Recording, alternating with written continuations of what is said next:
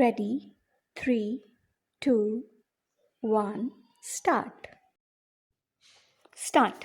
बहनों, शिक्षा संस्थाओं से जब कभी भी मुझे बुलावा आता है तो मैं वहाँ जाने से इनकार नहीं कर पाता, क्योंकि शिक्षा संस्थाओं से मेरा आरंभ से ही कुछ न कुछ संबंध रहा है और शिक्षा शास्त्र में भी मेरी पहले से काफ़ी रुचि रही है। अतएव मुझे जब आपका निमंत्रण मिला, मैंने उसे बड़े हर्ष के साथ स्वीकार किया और मुझे अत्यंत प्रसन्नता है कि आज मैं यहाँ आ सका।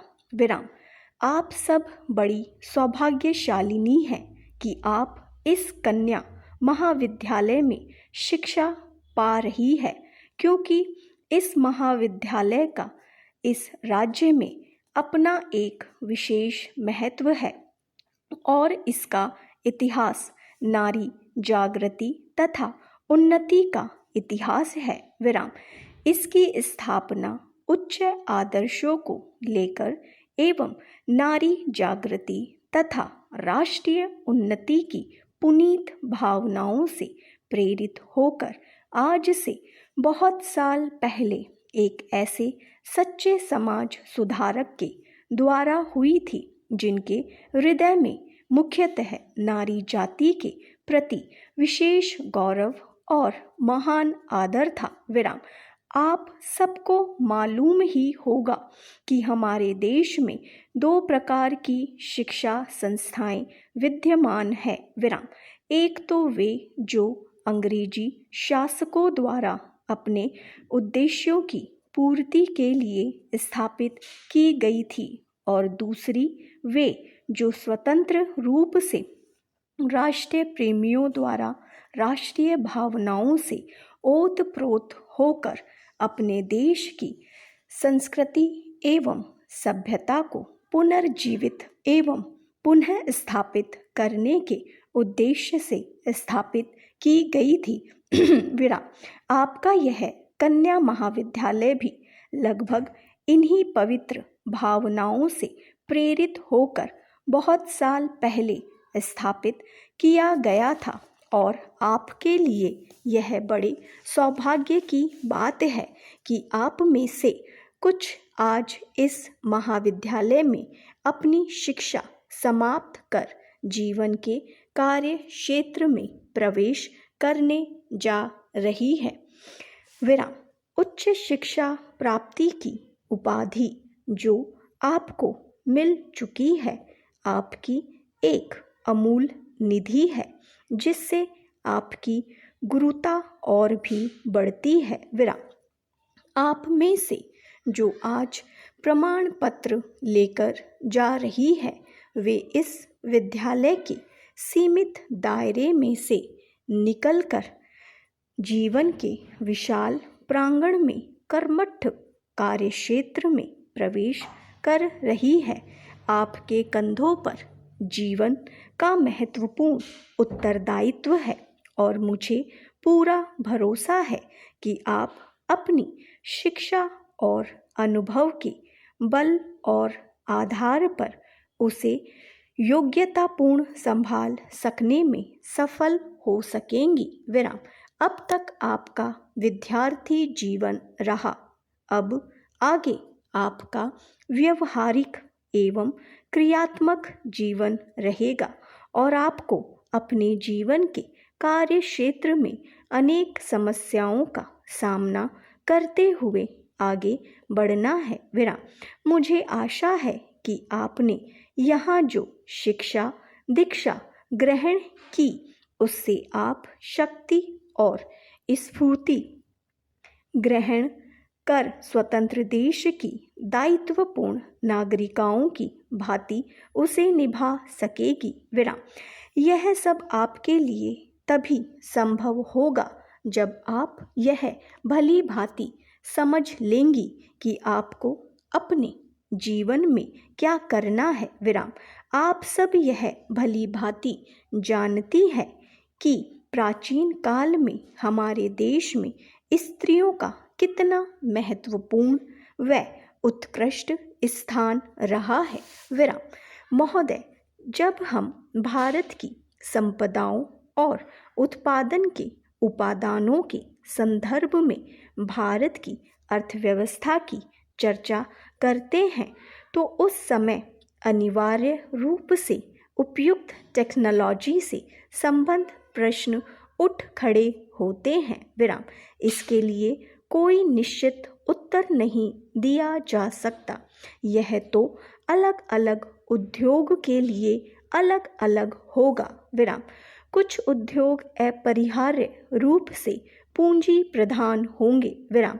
सरकार हमारे सुधारों और विदेशी निवेश से कोई संबंध नहीं है। विराम। हमारे अपने सरकारी क्षेत्र में स्थापित कई उद्योग बहुत ही पूंजी प्रधान हैं। विराम। ऐसे भी कई क्षेत्र हैं जहां उत्पादन के श्रम प्रधान तरीकों का उपयोग होता है और वे प्रतियोगिता का सामना भी करते हैं। विराम।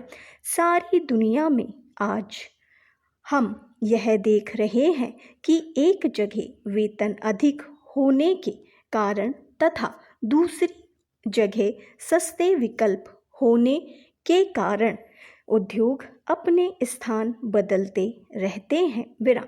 यह बात एक दूसरे से कतई भिन्न क्षेत्रों पर भी लागू होती है, जैसे वस्त्र उद्योग, चमड़े का सामान, इलेक्ट्रॉनिक्स और कई अन्य उद्योग। विराम।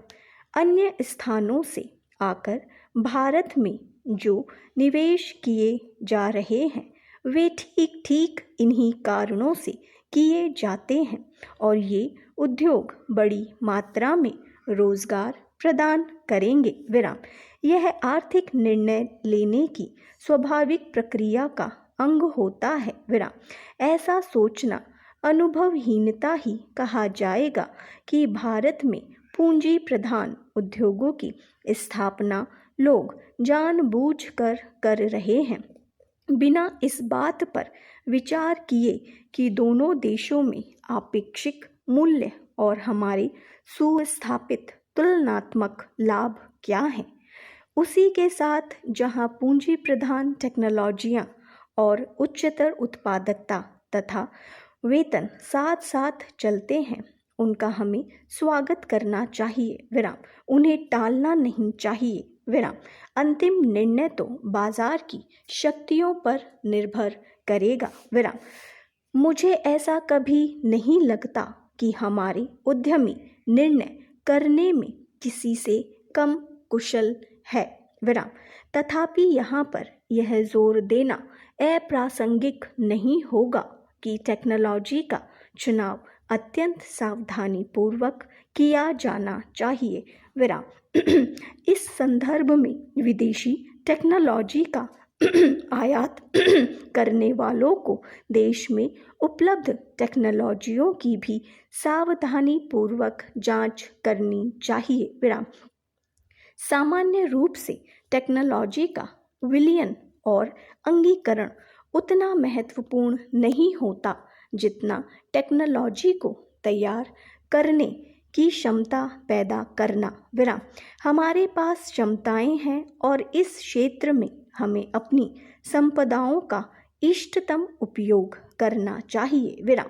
वास्तव में तो अपने ही देश में विकास और अनुसंधान करने का स्थान और कुछ नहीं ले सकता है, तभी हम प्रतियोगिताओं का लाभ उठा सकते हैं, विशेषकर उस स्थिति में जब अन्यंत्र टेक्नोलॉजी में विकास बड़ी तेजी से हो रहा है और उनके पुराने पड़ने की दर भी बहुत ही ज़्यादा है। विराम।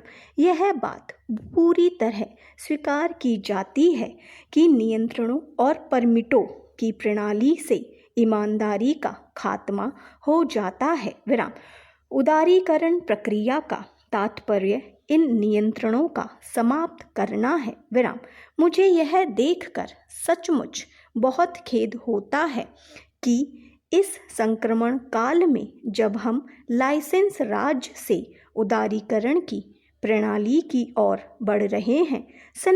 संरचनात्मक समायोजन हो रहा है। स्टॉप।